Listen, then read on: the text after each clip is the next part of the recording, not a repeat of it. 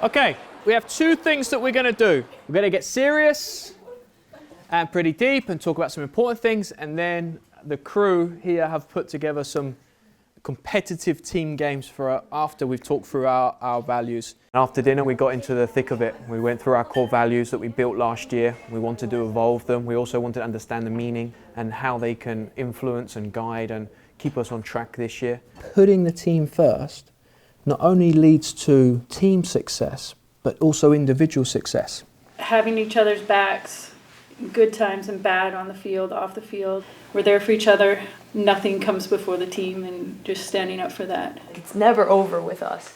And I hope we have that same feeling like in every game. Like it's never over. We're never counted out. Like we're going for it. What is a real example of being relentless in our team environment? Never let down the urgency, on the pressure, on the belief that we're going to continue to score goals. Be as creative as you like, you'll be judged on creativity. And then we get into the more fun part, which is we did some skits, and basically what you had to do was take a situation last year that almost everybody on the team would know and remember, and then act it out. It was really, really fun and got a little bit crazy. And you get it, you're coming back in, right? Yes? No. Okay, but we need ultimate focus. Okay, the best attitude and the maximum effort.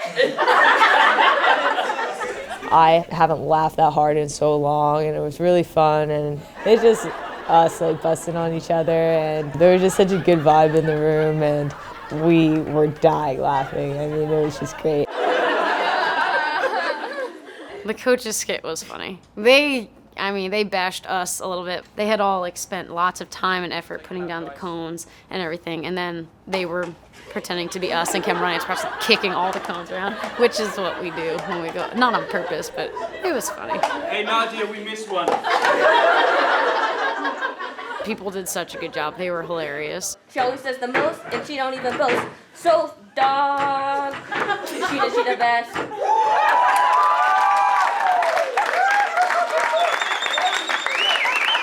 I think it's really important that if we're going to be able to hold each other accountable on the field, if we're going to be able to speak to each other, then we should be able to poke fun at each other and have fun together.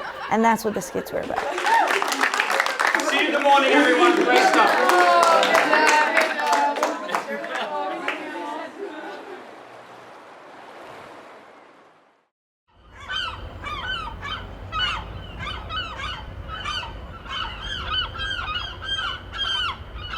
We were up early Monday morning for our final team activity.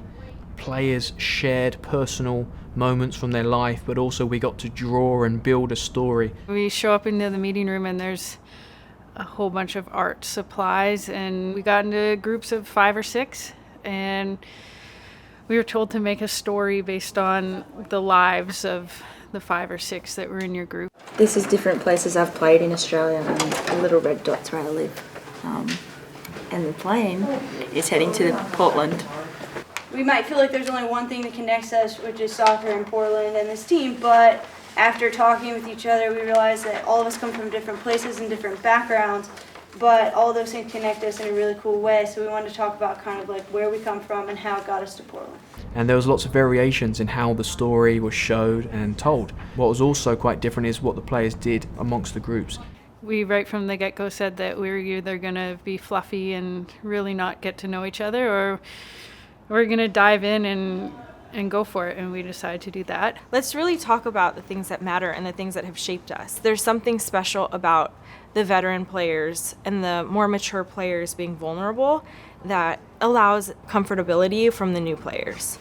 That portion just is representative of our vulnerability. We've all had our struggles, and we think that it's important that we continue to acknowledge that as part of who we are, but not what defines us. Some groups and some players really opened up. I learned more in 2 hours than I had in 18 months about our players. I'm glad that I had the opportunity to do that, but everyone in the room had that opportunity to learn about each other.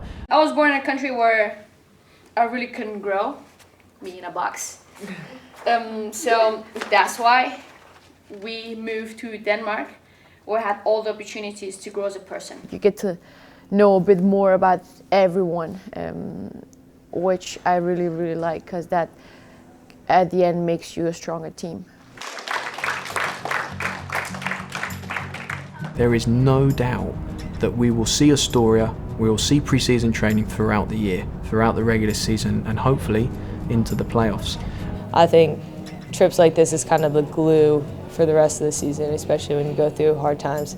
And there's like no better feeling than like wanting to fight for your team and for your team members, and you need to know what you're fighting for. So this is an opportunity to know what we're going to be fighting for this season and protecting, and it just makes me want to get back to Portland and play and see what we've got.